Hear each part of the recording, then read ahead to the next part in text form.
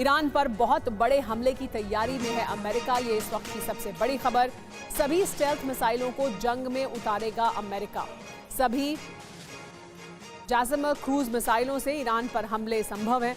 Bloomberg के हवाले से ये बड़ी खबर सामने आई है, जिसमें कहा जा रहा है कि सभी जासम क्रूज मिसाइलों से ईरान पर हमला कर सकता है अमेरिका। अपनी पूरी ताकत को युद्ध के मैदान में झोंकने वाला है।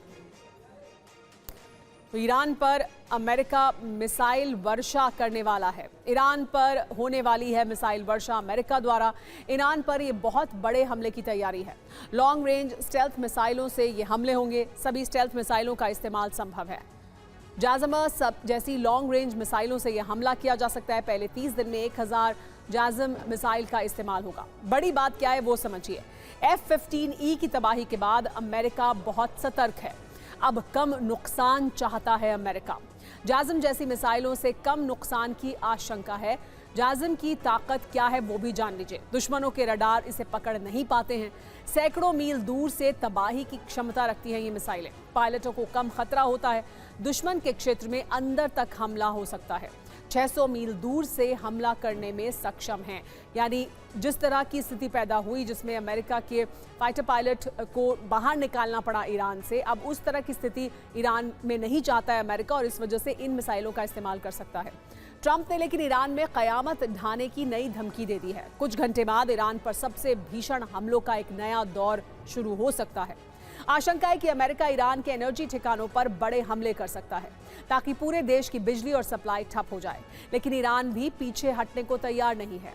ईरान ने चेतावनी दी है कि अगर उसके ऊर्जा ठिकानों पर हमला हुआ तो पूरे अरब को नर्क की आग में जला देंगे।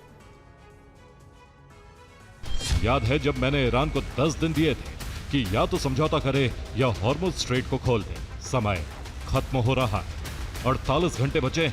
इसके बाद उन पर कहर टूट पड़ेगा। ईश्वर की जय हो। राष्ट्रपति डोनाल्ड ट्रंप। इस तनाव की शुरुआत हुई 26 मार्च को, जब ट्रंप ने पहली बार ईरान को 10 दिन का अल्टीमेटम दिया। शर्त सीधी थी, या तो नया परमाणु समझौता करो या हॉर्मुज़ का रास्ता खोल दो। 4 अप्रैल को ट्रंप ने फिर याद दिलाया कि अब केवल 48 घंटे बचे। आज 5 अप्रैल और घड़ी की सुइयां सोमवार 6 अप्रैल की उस रात की ओर बढ़ रही हैं जिसे ट्रंप ने डेडलाइन मुकर्रर किया। सीनेटर लिंडसे ग्राहम जैसे नेता इस अल्टीमेटम का खुला समर्थन कर रहे हैं। रक्षा विशेषज्ञों का मानना है कि ट्रंप इस बार केवल प्रतिबंधों तक सीमित नहीं रहेंगे। ये 24 घंटे का समय ईरान के लिए एक लाइफलाइन भी है और एक डेथ वारंट भी। सूत्रों के मुताबिक इजराइल ने ईरान के ऊर्जा ढांचे पर बड़े हमलों की तैयारी पूरी कर ली और बस अमेरिका की मंजूरी का इंतजार। मतलब साफ है, जैसे ही डेडलाइन खत्म होगी अगला कदम सीधा एक्शन का हो सकता है। बिजली ठप, गैस सप्लाई बंद, पूरे ईरान में ब्लैकआउट और फिर एक एक करके ईरान के हर बड़े सैन्य ठिकाने की तबाही। ट्रंप की धमकियों का मुकाबला करने के लिए ईरान ने अपनी ढाल तैयार कर ली।